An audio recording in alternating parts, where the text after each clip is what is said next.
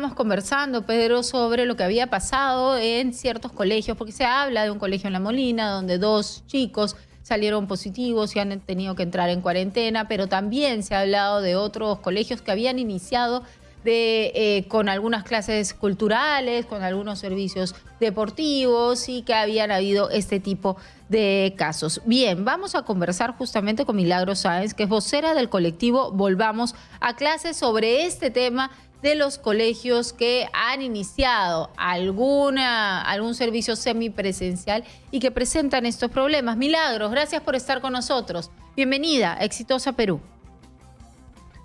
Buenos días, Giovanna, Pedro, gracias por la invitación. Milagros, por favor, cuéntanos cómo se está manejando en estos momentos el tema de la semipresencialidad, porque estaba previsto que arranque ya entiendo, para el día de mañana. La semipresencialidad más bien iniciaba hoy con algunos colegios, el día de hoy.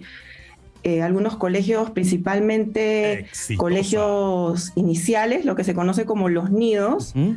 Y esto es se le dicen nidos, y esto es un gran avance en los proyectos pilotos, precisamente para dar a la población, a los padres de familia, la tranquilidad de cómo sería la vuelta a clases semipresenciales para todos, ¿no? ¿Qué es lo que podría fallar y cómo se va a subsanar esas fallas? Milagros, Entonces, realmente eso es algo bueno. Milagros, ¿y cómo es esto de que algunos colegios ya iniciaron la semi, en realidad clases o visitas semipresenciales de los alumnos y que se han producido algunos casos de contagio? Sí, bueno, mira, en el Perú ya hay, según las cifras del Ministerio de Educación que el día de ayer fueron actualizadas, hay 6.300 colegios ya operando en semipresencialidad en 22 regiones del país. El 97% de estos colegios son en zonas rurales y hasta ahora todos han funcionado con muchísimo éxito. Cero casos COVID dentro de la comunidad educativa. Se han reportado algunos casos, pero no han sido dentro de la comunidad educativa. Esto es las zonas rurales, ¿no? 97% rural, o sea, solo un 3% urbano. El día de hoy empiezan las semipresenciales piloto en la zona urbana. Entonces, el caso que hubo ayer creo que fue un tema de inexactitud de la noticia, un poco alarmista quizá.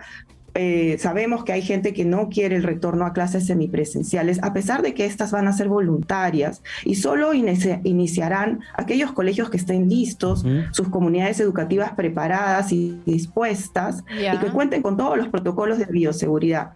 Entonces, lo que ha pasado ha sido una mala información, ¿no? No hay colegios aún en Lima Metropolitana haciendo semipresencialidad.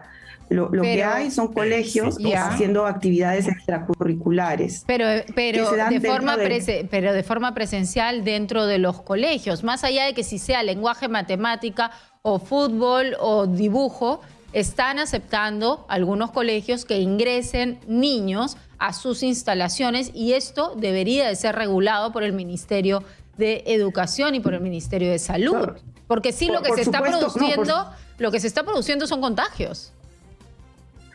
Por supuesto que está regulado, está dentro del marco Aprendo en Comunidad, está permitido ya desde junio de este año, julio, Aprendo en Comunidad. Esto ya funciona desde junio, julio, entonces no es que sea un caso aislado que acaba de empezar, ya como hay colegios que están haciéndolo varios meses, son actividades al aire libre, con mascarillas y con todos los protocolos, y más bien acá no es que tenemos un caso de contagio, sino al contrario, es un caso de aplicación muy efectiva de los protocolos de bioseguridad, porque esto podría pasar, esto va a pasar. ¿Y qué es lo que pasa?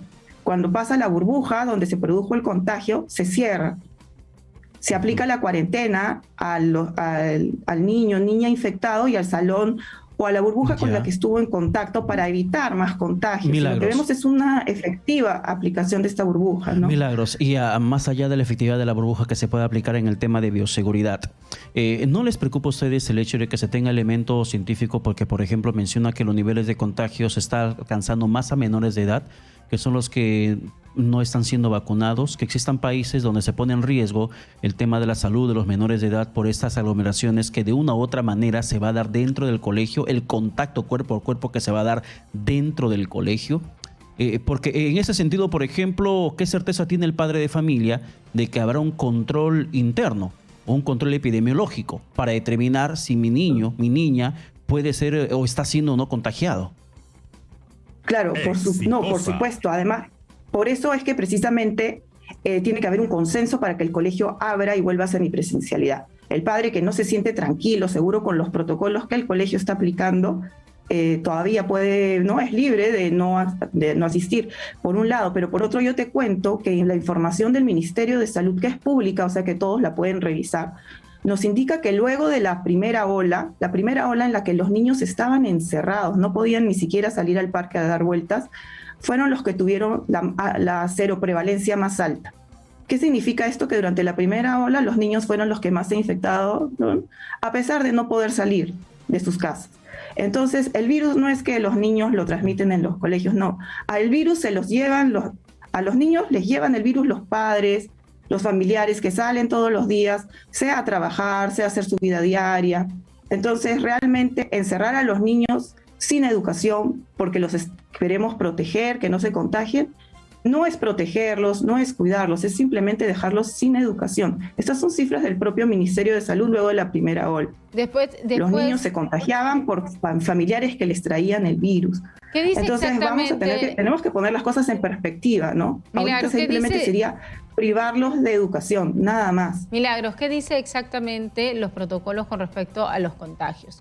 ¿Quiénes son los que entran en cuarentena? Porque si entran en cuarentena los niños, tendrían que entrar en cuarentena todas las familias, es decir, los hermanos, los padres, todos aquellos que viven con los niños, porque en los niños, por ejemplo, como se ha dicho generalmente, puede ser que muchos no hagan síntomas. Si es que ya tenemos, y aparte que los niños para ir al colegio, para salir del colegio, no pasan por pruebas de antígeno constantemente como muchos padres sí pasan en sus trabajos. Entonces, si tenemos casos positivos, es porque han hecho síntomas. Si han hecho síntomas es porque de todas maneras pueden haber contagiado a otros niños y es por eso que se tiene que hacer la cuarentena. Los padres de familia, los hermanos, aquellos que viven en casa también, y los profesores y la familia de los profesores, todos tendrían que entrar en cuarentena. Es correcto, pero sí se hacen pruebas al personal. Justamente este colegio fue un caso en el que el día de ayer el personal del Ministerio de Educación, el señor Hugo Reinaga, confirmó que se habían hecho las pruebas precisamente a los docentes y a los otros compañeros para evitar, ¿no? Para ver si se contagiaron más. Como tú dices, se está probando esto, por eso hoy día empiezan los pilotos para ver cómo se harían. Tengo entendido, acá me estoy excediendo, yo no te podría dar porque no soy autoridad del Ministerio de Educación. Lo que ellos han comunicado es que sí van a haber pruebas.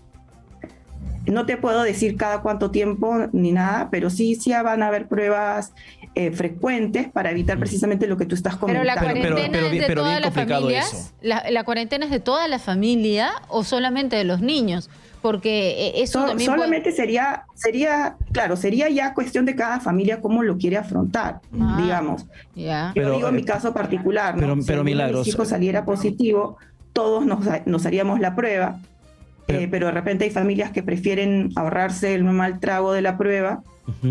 Pero Milagros, perdona que ponga en entredicho la información que te dieron desde el Ministerio de Educación de la prueba que se harían para poder hacer el testeo si hay algún caso de infectado en los colegios, porque por ejemplo se reclamaban en los colegios rurales y lamentablemente no estaba ocurriendo.